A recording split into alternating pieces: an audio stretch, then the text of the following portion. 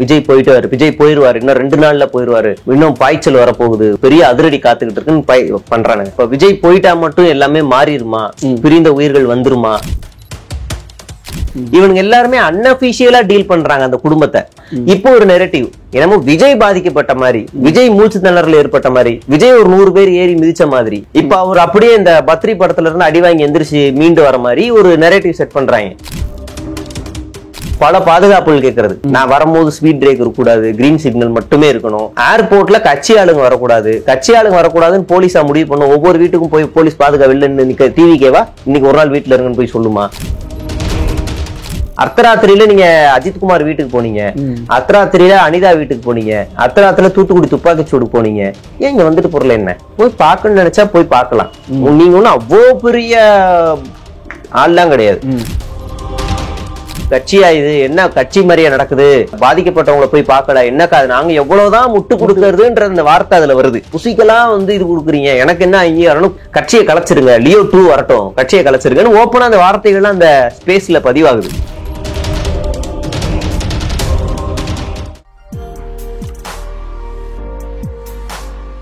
Aagaard viewers எல்லாருக்கும் வணக்கம். இன்னைக்கு நம்ம கூட யார் இருக்காங்கன்னா டிஎன் ட்ரோல் மீடியா ஜெயக்குமார் அவர் தான் நம்ம கூட இருக்காரு.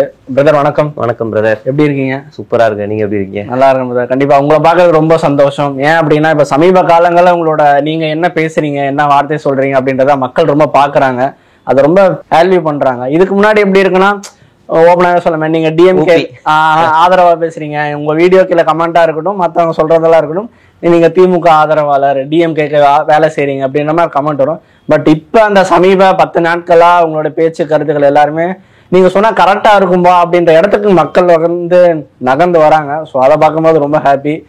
எப்படி போயிட்டு இருக்கு?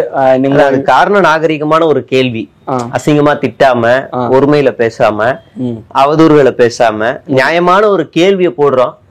அதுக்கு நமக்கு வர பதில் நான் இப்ப சொன்ன எல்லாமே அசிங்கமா திட்டுறது, அவதூறுகள் பேசுறது, குடும்பத்துல இருக்க எல்லாருமே அதை நம்ம ரியாக்ட் ஆகாம அடுத்த மறுபடியும் நியாயமான கேள்வி வைக்கிறோம்.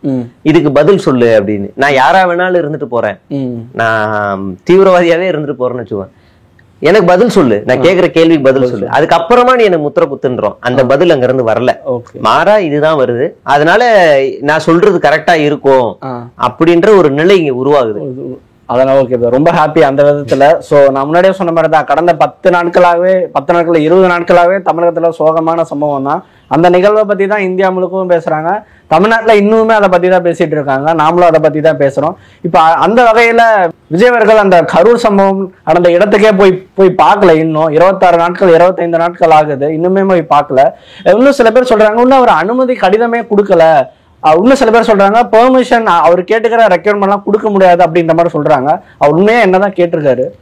நம்ம ஃபர்ஸ்ட் இது எப்படி பார்க்கணும்னா, இப்ப விஜய் போயிட்டா மட்டும் எல்லாமே மாறிடுமா, பிரிந்த உயிர்கள் வந்துருமா, எல்லாமே இயல்பு நிலைக்கு மாறிடுமா அப்படின்ற பட்சத்திலேயே இவனுங்க அந்த காய் நகர்த்துறது. விஜய் போயிருவாரு இன்னும் 2 நாள்ல போயிருவாரு, இன்னும் பாய்ச்சல் வரப்போகுது, ஒரு பெரிய அதிரடி காத்துக்கிட்டு இருக்குன்னு பண்றானுங்க. விஜய் போயிட்டு வந்துட்டாரு, என்ன மாற்றம் வரப்போகுது? எதுவுமே இல்லை. அது ஒரு முகம், அது ஒரு சாதாரண முகம், அதை பாதிக்கப்பட்ட மக்கள் பார்ப்பாங்க, அவ்வளவுதான்.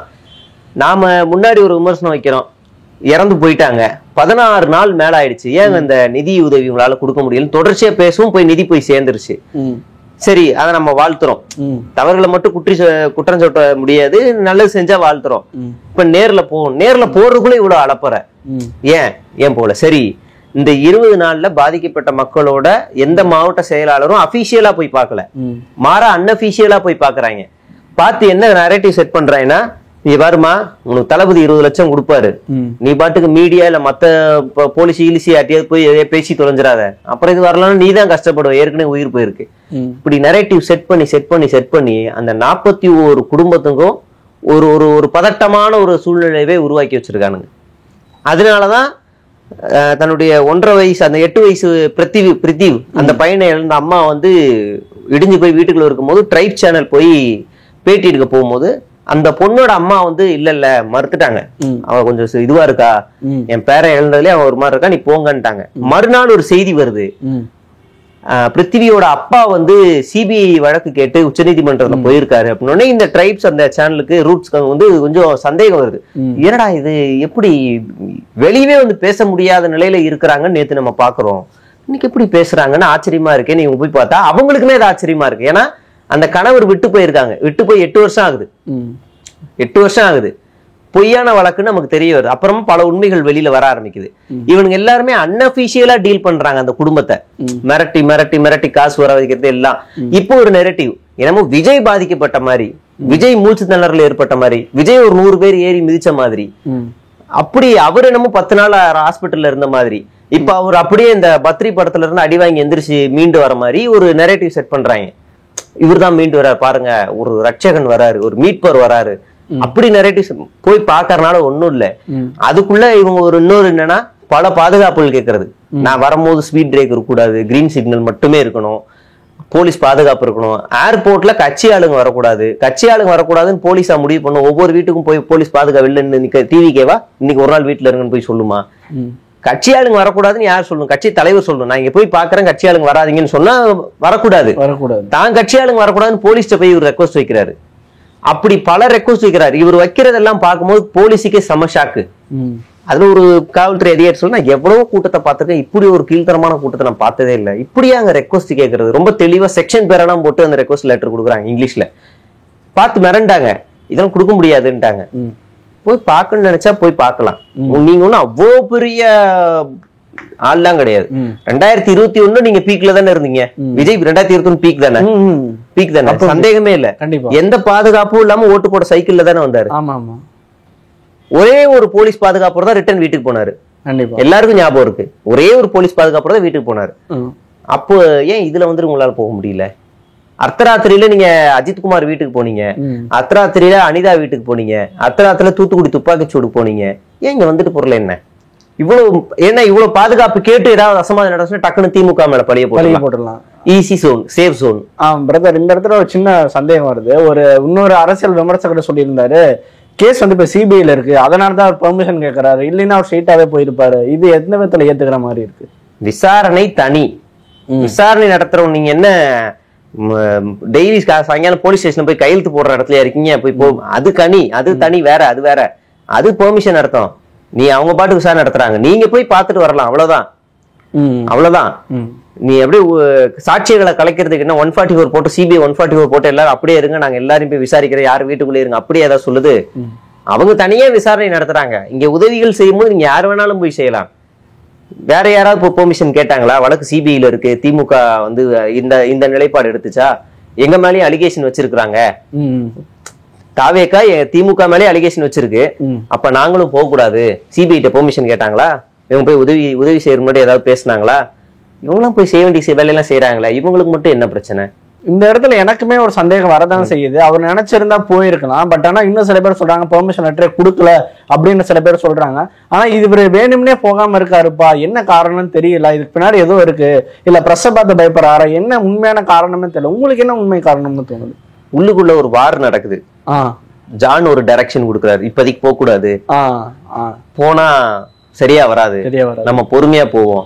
இப்ப ஜான் கொடுக்குற நெரேட்டிவும் ஜானும் ஆதவும் சேர்ந்து கொடுக்குற நெரேட்டிவ் தான். ஒரு மீட்பர் உங்களுக்காக வந்து கொண்டிருக்கிறார், இன்னும் 2 நாளில் வரப்போகிறார். எப்படி அந்த பிரச்சாரம் சனிக்கிழமை வரும்போது நாமக்கல்லில் இருந்து கிளம்பி விட்டார், வண்டி வந்து கொண்டே இருக்கிறார், கையை ஆட்டுகிறார், வேலை வாங்குகிறார், அந்த நெரேட்டிவை இப்ப மறுபடியும் ஆரம்பிக்கிறானுங்க.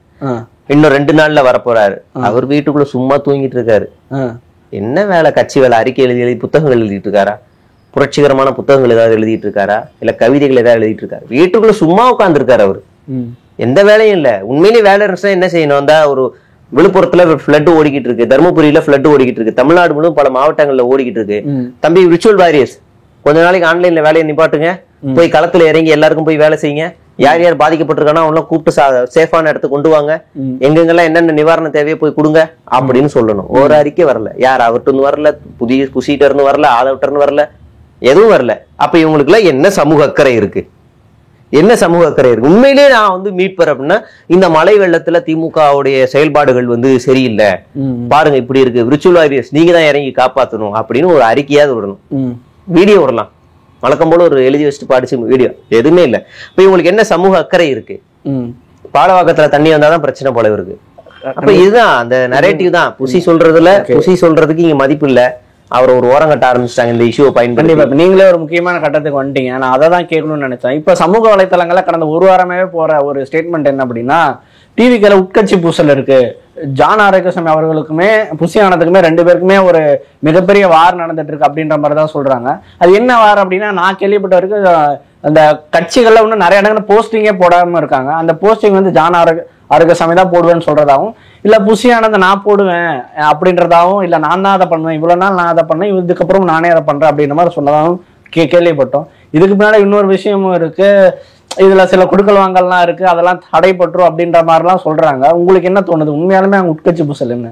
இந்த கட்சியில வந்து 2 விஷயத்த நம்ம வந்து புரிஞ்சுக்கணும். இந்த நேர்காணல் பார்த்துட்டு இருக்க மக்கள் 2 விஷயம் புரிஞ்சுக்கணும். இந்த கட்சியில இருந்து செய்தி மட்டும் எப்படி வரும்னா, என தகவல் அப்படின்னு தான் வரும். அப்படிதான் வந்துச்சுன்னா அது 100% உண்மை. அப்படி வந்துச்சுன்னா 100% உண்மை. அதை நம்பிடணும். சரிங்களா? அதனால சமீபத்துல புசி ஆனந்துக்கு எதிராக திரும்பிய விர்ச்சுவல் வாரியர்ஸ்னு ஒரு செய்தி வந்துச்சு. நான் அது டவுட்டா இருந்துச்சு. கடைசியில பார்த்தா அது உண்மை.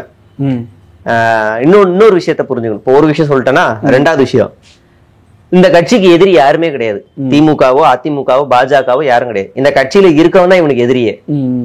நேத்து ட்விட்டர்ல எக்ஸ்ல ஒரு ஸ்பேஸ் ஒரு டாக் நடக்குது. அது ஏற்பாடு செய்தது சோனியா அருண்குமார்ன்ற ஒரு அக்கா. அவங்கதான் ஏற்பாடு செய்யறாங்க. அதுக்குள்ள வந்தவன் அவன் மனசுல இருக்க எல்லா வேதனையும் கொட்டுறான். என்னக்கா இது கட்சியா? இது என்ன கட்சி மாதிரியா நடக்குது? நம்ம தளபதி வீட்டை முற்றுகையிடுறாங்க, ஒரு மாவட்ட செயலாளர் போகல, பாதிக்கப்பட்டவங்களை போய் பார்க்கல, என்னக்கா நாங்க எவ்வளவுதான் முட்டு கொடுக்கறதுன்ற அந்த வார்த்தை அதுல வருது. நான் போலீஸுக்கு பயந்து ஓடுறேன்னு ஒரு வார்த்தை வருது.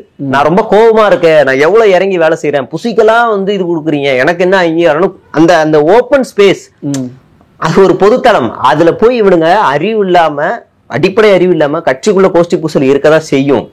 முழுக்க முழுக்க வெளியில தெரியாம இருக்க வரைக்கும் தான் அந்த கட்சியோட வளர்ச்சி, அந்த கட்சிக்கு ஆரோக்கியமானது. இவங்க அப்படியே ஓப்பனா அந்த எக்ஸ்பிரஸ்ல பேசுறாங்க. எனக்கு ஆச்சரியமா இருக்கு, என்ன இவங்க இவ்வளவு ஓப்பனா இருக்காங்க. நான் கேட்டேன், இதை விட எனக்கு காலையில ஒரு நகைச்சுவையான ஒரு வீடியோ நான் என் லைஃப்ல பார்த்ததே இல்லை அப்படின்னு பேசுறேன். இதுதான் கட்சியோட ஜனநாயகம். எப்படி கேள்வி கேட்கறாங்க பாரு, எப்படி கோவப்படுற உரிமை பாரு. இவன் கேள்வி கேட்கல, கோவப்படல, புலம்பி தள்ளுறான். இதுக்கு மேல என்னால முட்டு கொடுக்க முடியலன்னு புலம்பி தள்ளுறான். அவன் வார்த்தையிலேயே வருது, நான் எவ்வளவுதான் நான் முட்டு கொடுக்கறது, கட்சியை கலைச்சிருங்க, லியோ 2 வரட்டும், கட்சியை கலைச்சிருங்கன்னு ஓப்பனா அந்த வார்த்தைகள்லாம் அந்த ஸ்பேஸ்ல பதிவாகுது. அப்ப இந்த 2 தான் நம்ம பாக்குறோம். 2வது, புசியே ஓரங்கட்ட ஆரம்பிச்சிட்டாங்க. அவரை ஓரங்கட்ட வைக்கிறதுக்கான எல்லா வேலையும் ஜான் வந்து ரிச்சுவல் வாரியர்ஸை ஏவி விட்டுருக்காரு. அகைன்ஸ்ட் பண்ணுங்க, கெட்ட கெட்ட வார்த்தையில பேசி புசி ஆனந்த டேக் பண்ணி விஜய் டேக் பண்றாங்க. டேக் பண்ணி அவர் ஒரு பொதுச் செயலாளர், அவர் ஒரு சாதாரண நபர்ல, கட்சியின் பொதுச் செயலாளர். இந்த 2 வருஷம் கட்சிக்காக நாய் மாதிரி கடைக்கோடியில இருந்து மேல வரைக்கும் ஓடுனவர். போலீஸ் பெர்மிஷன், இடம் பாக்கறதுல இருந்து, விஜய் எப்படி கூப்பிட்டு வரணும், எப்படி போகணும், ஸ்டேஜ்ல இருந்து எத்தனை பேர் வராங்க எல்லாத்தையும் பார்த்தவர். அவர் காசு வாங்குறாரு வேற, ஆனா நாய் மாதிரி உழைச்ச ஒரு மனுஷன் அவரு. 2வது, ஒரு மாவட்டத்துல கட்சி ஆளுங்க அதிகமா இருக்காங்க. அதனால 2-3 மாவட்ட செயலாளர் அந்த மாவட்டத்துக்கு. சில மாவட்டங்கள்ல ஆளே இல்ல, அதனால அது பிளாங்கா இருக்கு. அப்ப இந்த பிரச்சனை வருது. இந்த பிரச்சனை வந்து நான் சொல்ற ஆளு நிப்பாட்டுங்க, ஜானு நான் படிச்ச ஆளு, எக்ஸ்பீரியன்ஸ் ஆனால் நான் ரிசர்ச் பண்ணி தரேன், நீயும் நிப்பாட்டு. இவரு என்ன சொன்னா, படிச்ச ஆள்லாம் இங்க என்ன வேலைக்கு ஆகாது, நல்லா செலவு பண்ண வேண்டிய ஆள் இருக்கணும், கட்சி ஆளுங்க வேணும் அப்படின்னு இவரு புசி சஜஸ்ட் பண்றது.